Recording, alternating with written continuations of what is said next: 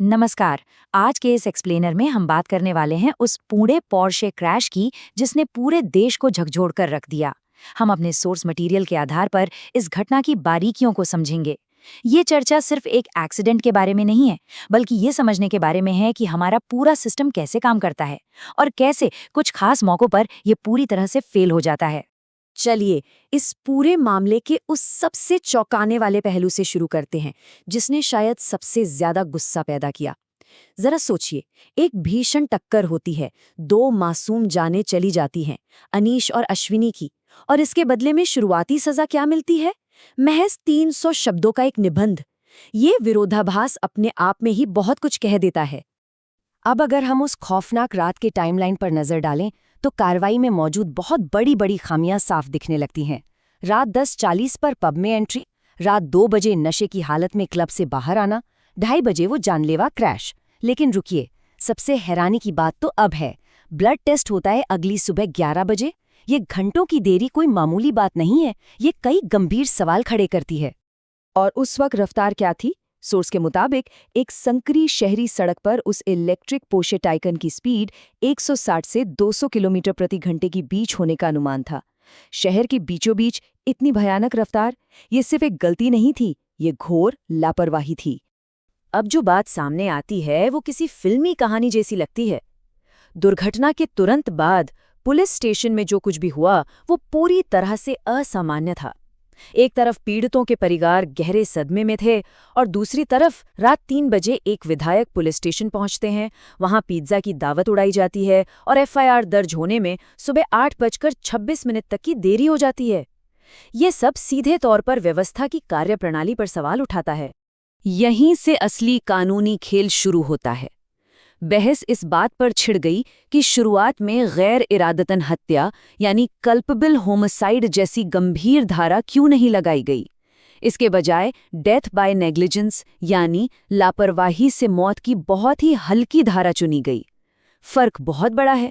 एक में अधिकतम सजा 10 साल है जबकि दूसरे में महज 2 साल।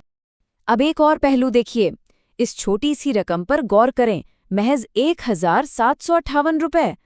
सोर्स बताता है कि ये एक मामूली सी रजिस्ट्रेशन फीस थी जो चुकाई ही नहीं गई थी। और नतीजा, दुर्घटना के वक्त उस करोड़ों की लग्जरी गाड़ी पर कोई नंबर प्लेट तक नहीं थी।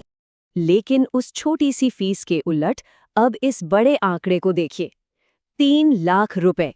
सोर्स के मुताबिक ये वो भारी भरकम रकम है जो अस्पताल के 2 डॉक्टरों को कथित तौर पर रिश्वत के रूप में दी गई थी। मकसद साफ था, सबूतों के साथ छेड़छाड़ करना। इस मेडिकल फ्रॉड को अंजाम कैसे दिया गया, इसके लिए जो कदम उठाए गए वो हैरान करने वाले हैं।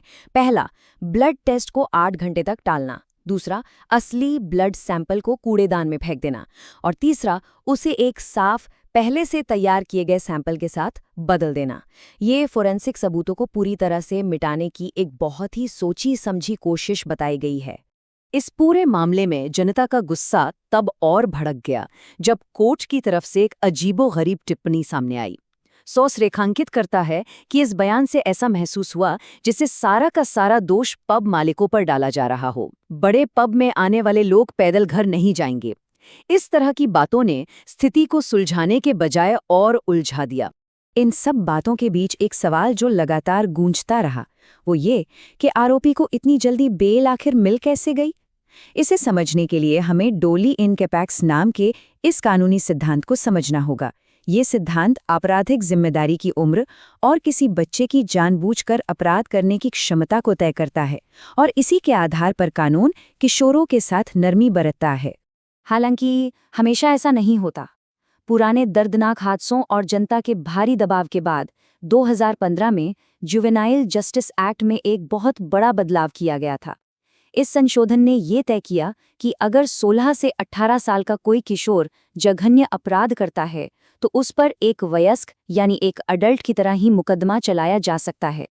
लेकिन पेंच यहीं फंसा है।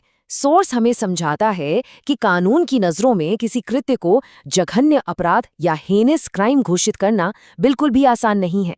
इसका एक बहुत ही सख्त पैमाना है। अपराध ऐसा होना चाहिए जिसमें कम से कम 7 साल की न्यूनतम सजा का प्रावधान हो। और यहीं पर सिस्टम का वो सबसे बड़ा लूप होल, वो कानूनी खामी सामने आती है। गैर इरादतन हत्या यानी सेक्शन 304 में अधिकतम 10 साल की सजा तो है, लेकिन इसमें कोई न्यूनतम सजा तय ही नहीं है। तो चूंकि इसमें वो कम से कम 7 साल की सजा वाली शर्त पूरी नहीं होती, इसलिए तकनीकी रूप से कानून की किताबों में ये जघन्य अपराध की श्रेणी में आता ही नहीं है। और सबसे निराशाजनक बात यह है कि ये कोई इकलौता मामला नहीं है, ये एक खतरनाक पैटर्न बन चुका है। चाहे वो 2016 का दिल्ली का मामला हो, जहां इसी कानूनी खामी के कारण आरोपी को नाबालिग मान लिया गया, या फिर 2023 का कानपुर क्रैश, जहां बेल मिलने के बाद उसी आरोपी ने 2024 में एक और जानलेवा एक्सीडेंट कर दिया। गंभीर अपराध करने वाले किशोर अक्सर इस सिस्टम से बड़ी आसानी से बच निकलते हैं। खैर, जब इस मामले ने बहुत ज्यादा तूल पकड़ लिया और जन आक्रोश सड़कों पर उतर आया, तो सिस्टम को मजबूरन माता-पिता की जवाबदेही तय करनी पड़ी।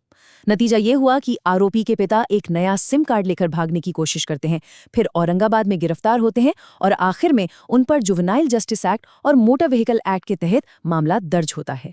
तो कुल मिलाकर ये पूरी घटना हमारे समाज की एक बहुत ही कड़वी सच्चाई को सामने लाती है। एक तरफ है अथाह पैसा और रसूख, जो डॉक्टरों को खरीद सकता है, रातों रात विधायकों को बुलवा सकता है और निबंध लिखकर सजा से बच सकता है। और दूसरी तरफ है एक आम नागरिक, जो छोटी सी गलती पर पुलिस के डंडे खाता है और अक्सर अवैध होर्डिंग्स या तेज रफ्तार गाड़ियों के नीचे बस कुचल दिया जाता है। अपनी चर्चा के अंत में सोर्स इस बात पर जोर देता है कि जब सिस्टम भ्रष्ट हो जाए तो केवल सामूहिक जन दबाव ही उसे काम करने पर मजबूर कर सकता है। डॉक्टर BR अम्बेडकर का वो ऐतिहासिक आह्वान, शिक्षित बनो, संघर्ष करो, संगठित रहो, आज के इस परिदृश्य में बिल्कुल सटीक बैठता है। तो आज का ये एक्सप्लेनर हम इसे गहरे सवाल के साथ खत्म करते हैं। जब पैसा, पावर और कानूनी खामियां ही ये तय करने लगें कि न्याय किसे मिलेगा और किसे नहीं, तो फिर एक आम नागरिक की जान की हिफाजत करने के लिए आखिर बचता कौन है? ये एक ऐसा सवाल है जो हम सबको खुद से और अपने सिस्टम से जरूर पूछना चाहिए।